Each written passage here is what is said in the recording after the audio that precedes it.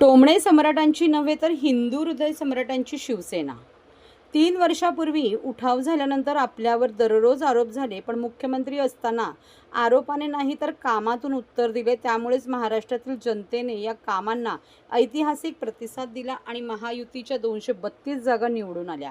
ही शिवसेना हिंदू हृदय सम्राटांची शिवसेना आहे, टोमणे सम्राटांची नाही, अशी खरमरीत टीका शिवसेनेचे मुख्य नेते व राज्याचे उपमुख्यमंत्री एकनाथ शिंदे यांनी उभाटावर केली। सांगली जिल्ह्यातील उभाटाचे पदाधिकारी डबल महाराष्ट्र केसरी पैलवान चंद्रहार पाटील यांनी शेकडो कार्यकर्त्यांसह उपमुख्यमंत्री शिंदे यांच्या उपस्थितीत आज शिवसेनेत प्रवेश केला। या पक्षप्रवेश सोहळ्यात उपमुख्यमंत्री शिंदे बोलत होते। यावेळी मंत्री उदय सामंत, आमदार सुहास बाबर, शिवसेना सचिव राम रेपाळे, दीपाली सय्यद उपस्थित होते। चंद्रहार पाटील यांचे पक्षात स्वागत करताना उपमुख्यमंत्री शिंदे म्हणाले की नकली आखाड्यातून आज खऱ्या आखाड्यात आलात। पैलवान पाटील हे कुटील माणसाकडून स्वच्छ मनाच्या माणसाकडे आले आहेत। चंद्रहार पाटील यांनी मराठी मातीचा खेळ असलेल्या कुस्तीला लौकिक मिळवून दिला। पैलवान हे महाराष्ट्राचे वैभव आहे।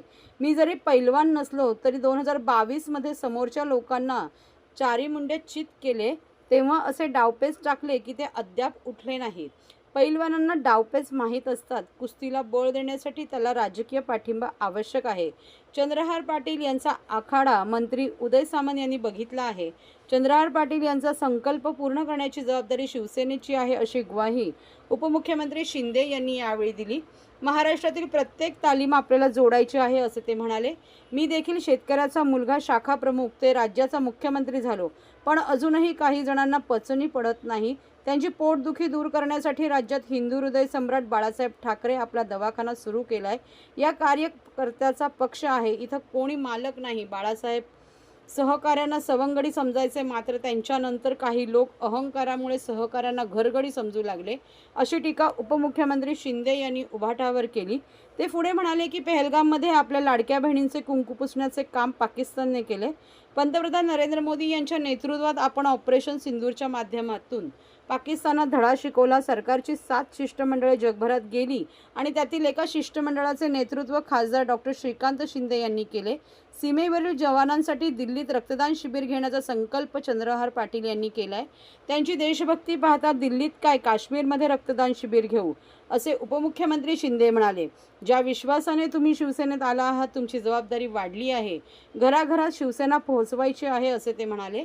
पैलवान चंद्रहार पाटील यांच्यासोबत सातारा जिल्ह्यातील पहिला हिंद केसरी संतोष आबा वेताळ, पैलवान विकास पाटील, सायगावचे उपसरपंच सागर वंजारी, सुरलीचे उपसरपंच कृष्णात भादणे, अमोल घोगे, सुशांत जाधव, संजय कांबळे, लक्ष्मण मंडळे यासह शेकडो कार्यकर्त्यांनी आज उपमुख्यमंत्री शिंदे यांच्या उपस्थितीत शिवसेनेत प्रवेश केला।